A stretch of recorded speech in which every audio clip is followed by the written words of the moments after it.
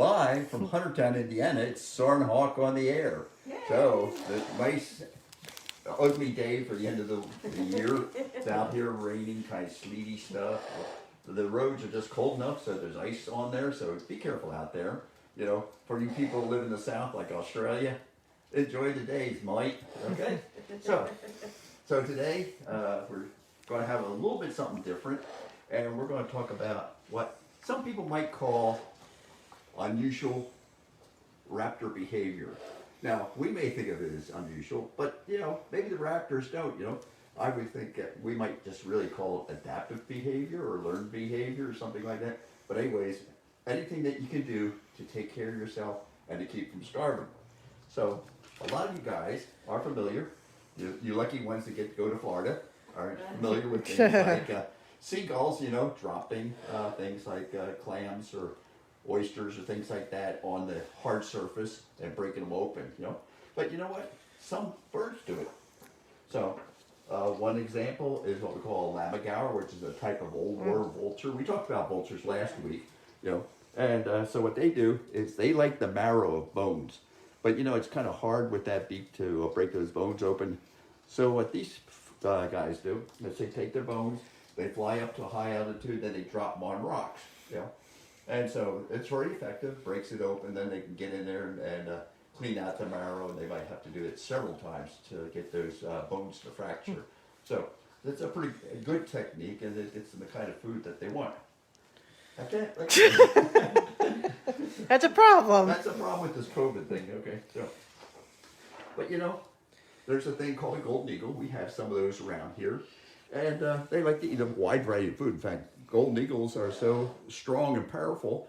One of the things that they like to do is they knock mountain goats off cliffs, or the Rocky Mountain sheep. They knock those off cliffs and knock them down, and then they, when the animal succumbs down at the bottom, then they can pick it apart. You know, but you know, one of the favorite things that they love, they like tortoises. You know. But you know, tortoises have this really tough shell. You might get a leg or two, you might get a head, but you're not going to get the good parts inside. So I can't do this. There's got to be a better way. I have to get vaccinated so I can keep my mask on. Yeah. So here's an eagle getting a tortoise. So how does he get that? Well, he uses the same technique that the gulls use. Okay, so he flies up, he carries the tortoise up to a high altitude. And you know, a tortoise is a pretty good sized animal. And then he goes over a rock or a hard surface like a highway or something like that, and drops it. You know, now this technique is not something that's recent. In fact,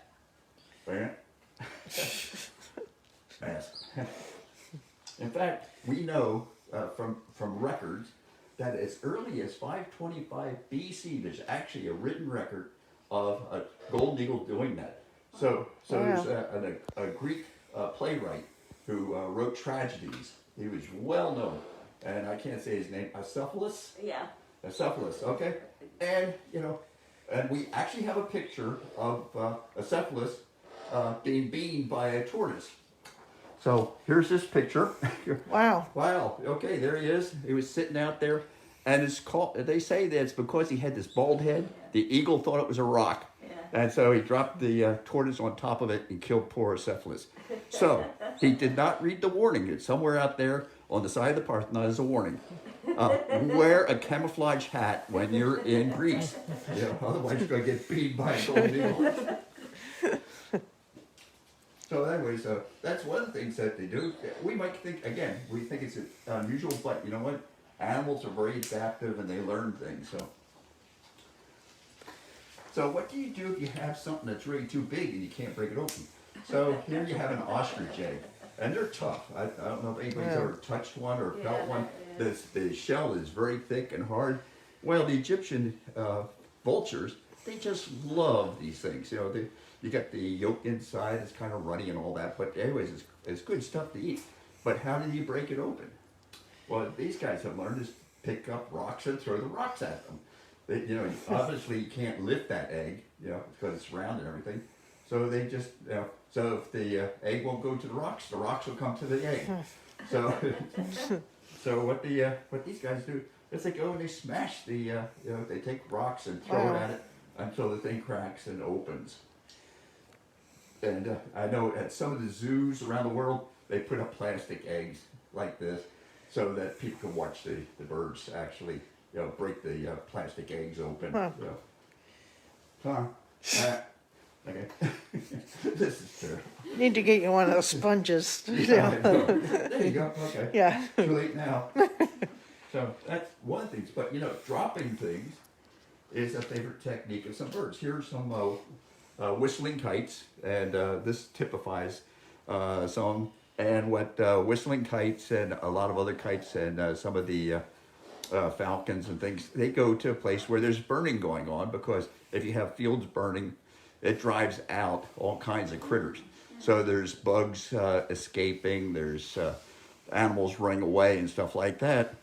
So they go out and they hunt the edges. So it's really neat. If you're ever down in South America where they're burning off some fields or something, you'll see the kites flying back and forth and back and forth. But if things aren't going too well, these guys have learned that if you pick up a burning twig, you can take it and carry it and then drop it. Wow. So that's called hot footing it. Okay. But anyways, so here's an adaptive behavior that's a little different, but it's the same technique of dropping stuff to get what you want. So they're actually, in a way, using tools to get food for themselves. And so we think it might be a little unusual, but it's something that, they do.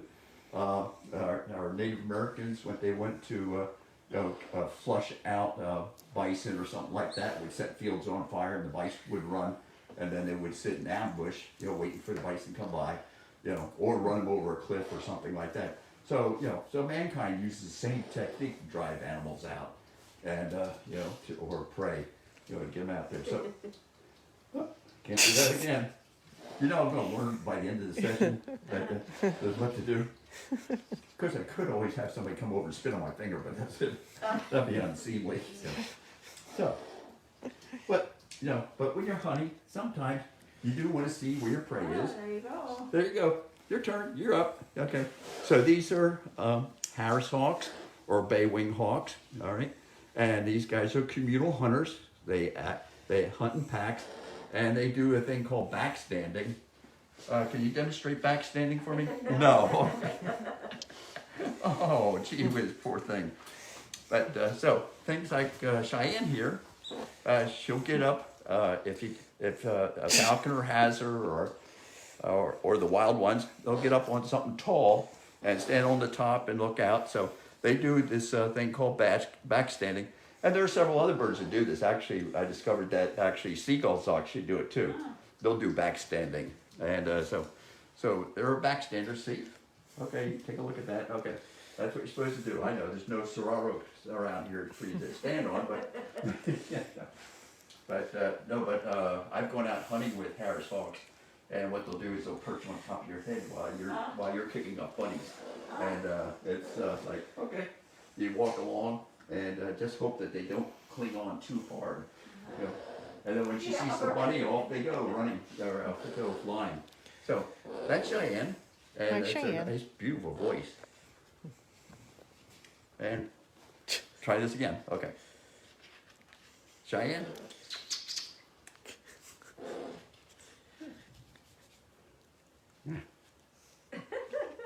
Come on. I can't even blow them apart. Okay. No. Okay. Well, enough of that one. I got someone down here. Okay. Wondered what happened.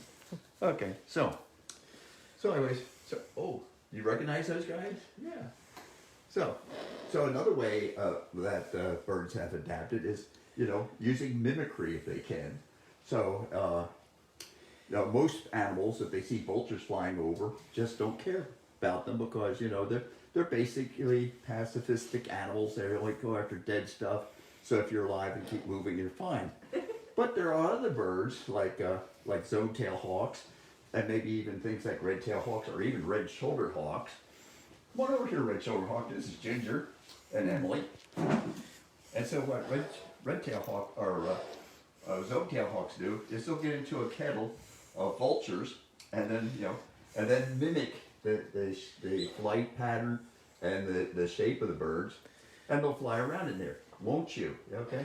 So several buteos will do this. This just happens to be one type, and zone-tail hawks are found down in Central America, South America, down that way. But there's lots of, as you can see. Anybody know what kind of vultures those are? Black vultures. Okay, she got it. Black vultures because they have silver wingtips. Okay, so silver wings are turkey vultures. Wingtips are black vultures.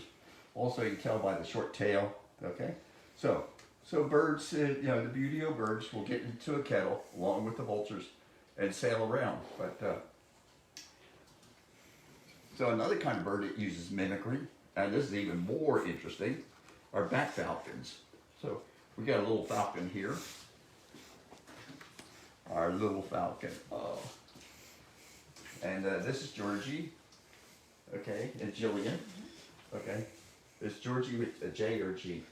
G. I just thought JJ. Okay. So anyways, so she's a kestrel, and a bat falcon is about the same size as a kestrel, maybe just slightly bigger. Has a really orange breast, black face, and what they do is when the bats come out of the caves at night or toward the evening, when they start flying out, what she'll do is she'll insert herself into the flock, or is it a flock of bats? I think so. Anyways, a flock of bats, and then mimic the same wing beat pattern, and shorten up the wing and go about the same speed, and then slowly overtake bats and catch them in air. So they're catching the bats. they're catching bats, yeah. They're catching bats. Sneaky little nose. Yeah, so they mimic the thing. So it's the same wing beat, same everything. So they look just like the bats that they're flying along with. So mimicry works real well. Yeah. Oh wow. So it's a kind of a neat thing, unless you're a bat. You know. Yeah. Whereas some of the birds, like the red-tailed hawks and some of the others, they just wait by the cave entrances and they just kind of dive through and hope that they grab something. Oh wow. But these guys actually work at it, So the bat falcons and the orange-breasted falcons down there, they're bigger. They're more about the size. It's getting about halfway to a peregrine. Okay, so they're a little bit bigger, and they'll go out after these guys. Oh, that's cool. What? He's You know? clever. What? He's clever. Yeah, they're clever. Yeah. Well, the thing is, if you're going to survive in the outdoors, you better be a little clever. Otherwise you're going to starve to death. So, so you millennials, let's look out. Okay. So, but there's another thing. If you rather than pursue the food, maybe you bring the food to you. So, this little guy's a burrowing owl, and this is one of the things you want to remember when we get one. Okay. I know. I get one. She wants to get one. Yeah. Okay. So, they're really cute. But what burrowing owls do is that they go and they collect dung. Okay? So they go around, they find dung, like from horses or deer or something like that. And then they put it within about a meter of the entrance to their home. Okay? Their hole in the ground where their tunnel is. And this attracts insects like beetles and things like that. And so they just wait for the beetles to come for the dung, Maybe some of those dung beetles. I don't know. And we don't have any. I don't think we have any dung beetles in the States. But anyways, so what they'll do is around the entrance to their nest site, they'll drop dung, and then the beetles and things come to get the dung, and of course then the burrowing owls go and eat them. So pretty slick. So if so there's things you can do. So it's kind of like fishing, I guess. I don't know. In a way. Yeah. I mean, there's birds out there that actually go and drop things into the water to attract the fish. Then when the fish come up, so a lot of your egrets, cormorants, things like that, they'll go and they'll just drop a little something in there, and when it comes up, pick them off. So that's another way that you take care of yourself. Now, of course, there's also a difference. This is a gymnogene, okay? They're found, or what they call an African harrier hawk. Gymnogene's easier to say, and it's easier to spell than harrier hawk. But anyways, so it's a bird found in Africa, and it has a really unique thing in that the joint there, the elbow, if you will, actually can bend forward and backward. Ours only goes, or maybe it's your knee joint. Well, my knee joint once temporarily went forward. Ooh, That hurt. But I anyway, bet. but what these guys can do is because of the flexibility of this joint, they can actually reach into a nest hole and go up or down. Huh. Okay, so they can actually reach, or one of the favorite thing is going after weavers. So they make those big ball nests, you know, in Africa. So weaver nests, you've seen those. So if you've been to Africa, right, you've seen weaver nests. Yes. So they can just reach up in those holes that the weavers use, and then turn their hand or their. I know. I'm sorry. She's giving me the evil eye. Cheyenne's like, what are you reaching for? So they can reach up into the nest and then pluck out the critters that they want. So it's a Jimmy gene, and this is just something that's happened in nature. Maybe it's adapt. It's just been a long time, you know, that genetic thing has gone through. And as far as I know, it's the only species that has that adaptation where it can actually fold back, forward, Wow. and backward, whatever. Okay, so. Okay, so this is a little adventure that we're on. This is the train that goes between Lake Titicaca and Cusco in Peru, and it starts off at about 13,000 feet. Okay, then goes uphill, goes over a mountain at about 14,000 feet, then goes down, then ends up in Cusco at about 12,000 feet. Okay. Well, one of the things that was really interesting, we were riding along it. This is a much more modern picture. The one we rode in was like old leftover cars from the 1940s. But anyways, but it was interesting because one of the things that was going on, I looked out the window. Oh. Here was a mountain caracara. He's just sitting there, you know, wings out, and you know, so we kind of watched it, and then. What happened, and if looking out the window, you can see the shadows of the caracaras, and they're just hanging over the train as the train went uphill. So it went from Lake Titicaca up to the high peak around a little over 14,500, I think it was, 14,500 feet.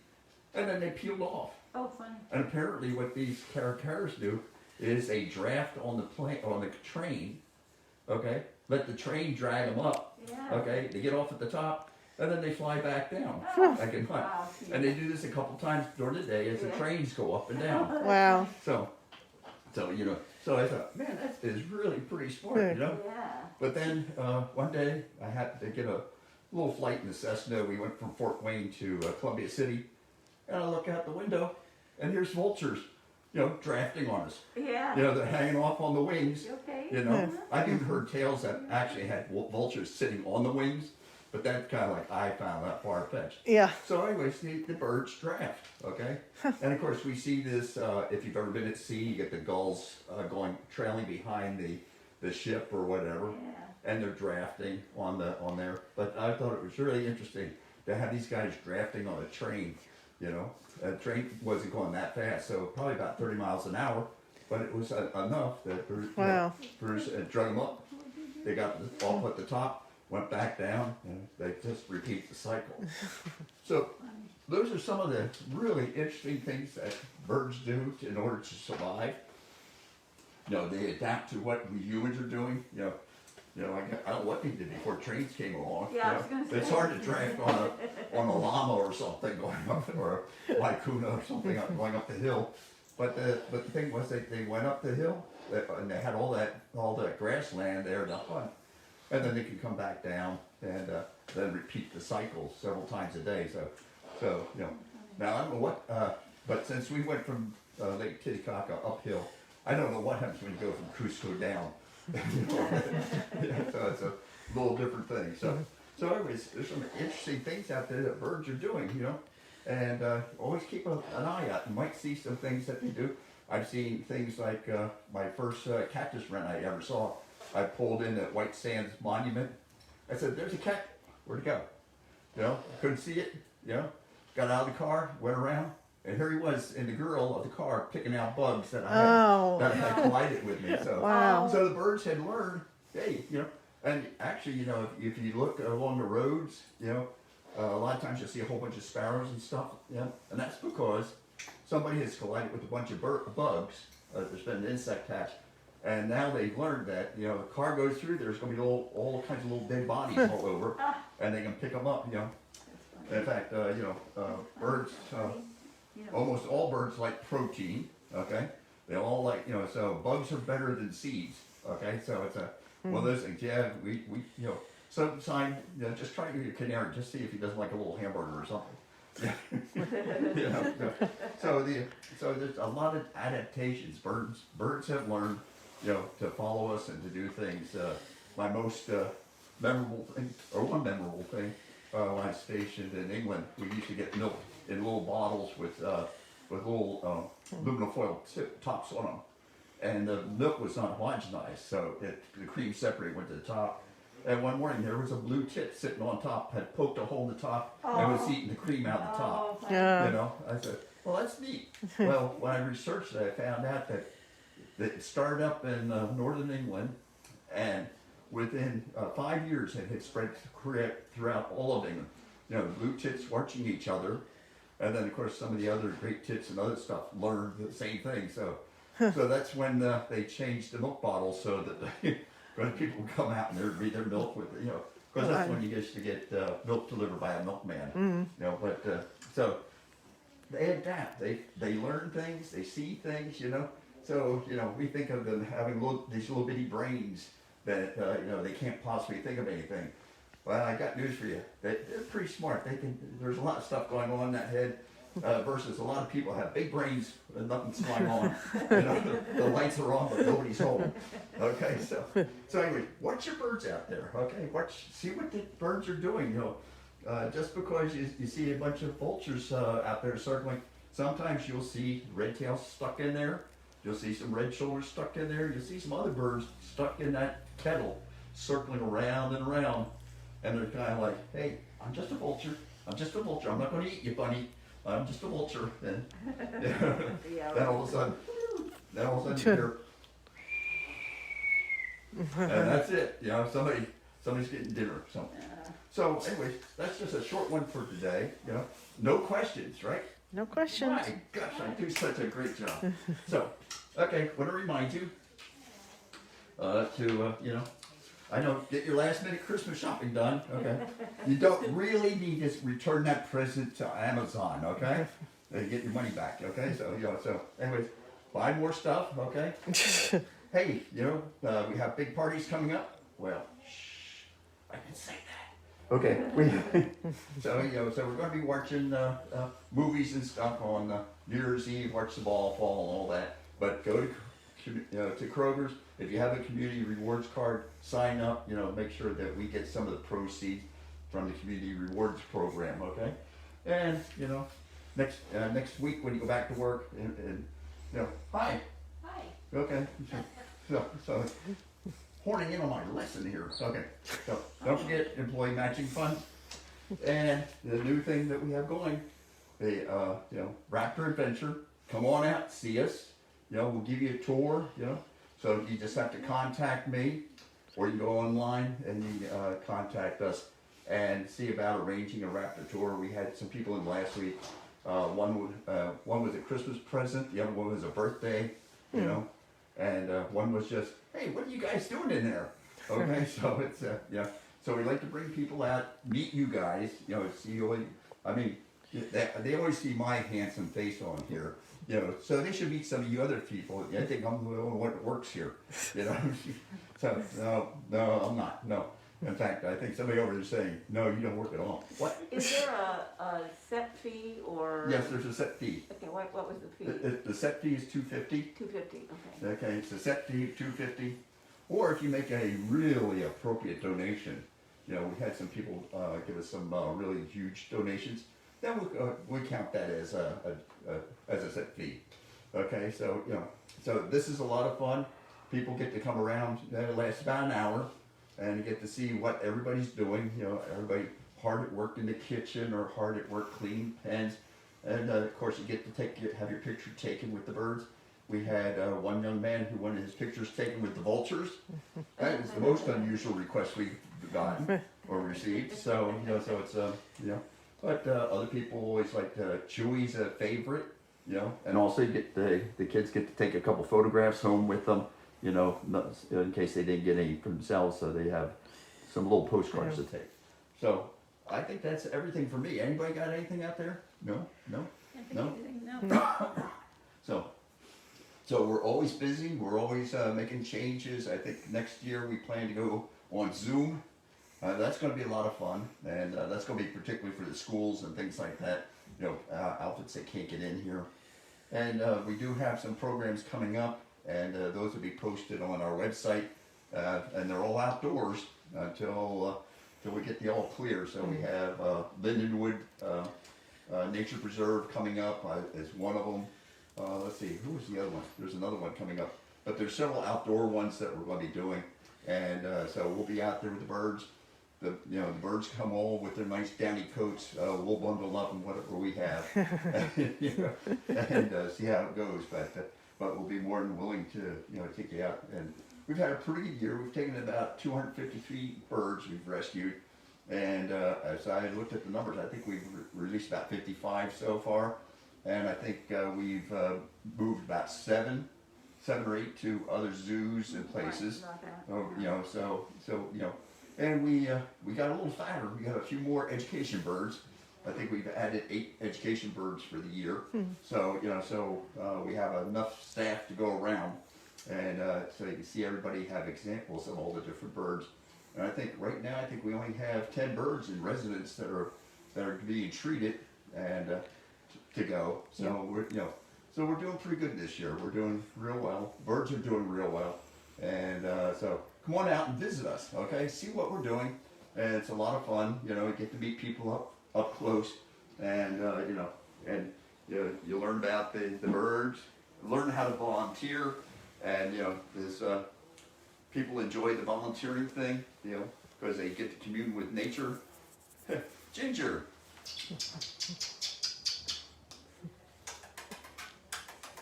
No, she says unless you have food, I'm not talking. Yeah. Yeah, He's so pumped up today. Yeah. what you gotta do is reverse the thing so they can see themselves. Yeah. I used to do that with Chewy. It was hysterical. I'm on age, so I have my phone in there. Cheyenne. So anyways, I think our time is up. Your time is up. So okay, this is Bob from Soarin along with Gigi and Nicole and Robin and Jillian and Emily and let's see who we got. We got Ginger and Georgie and Cheyenne. So we're all here. And Nicole. There's many more birds to see and many more people to see. So so come on out, see us. Come on out, volunteer. We're always happy to have you. There's always jobs to be done. And we're getting better. We're getting our IT stuff's getting better. All this stuff's getting improved upon, and pretty soon I won't be needed. Okay, so come on out. Okay, and join us. So it's Bob signing off for Soarin for this week, and next week I don't know what we're doing, but it's going to be a surprise for the new year. Surprise. Okay? Yeah. Thanks, everybody. Thanks for you. watching. Bye. See you next week. Bye-bye. Bye.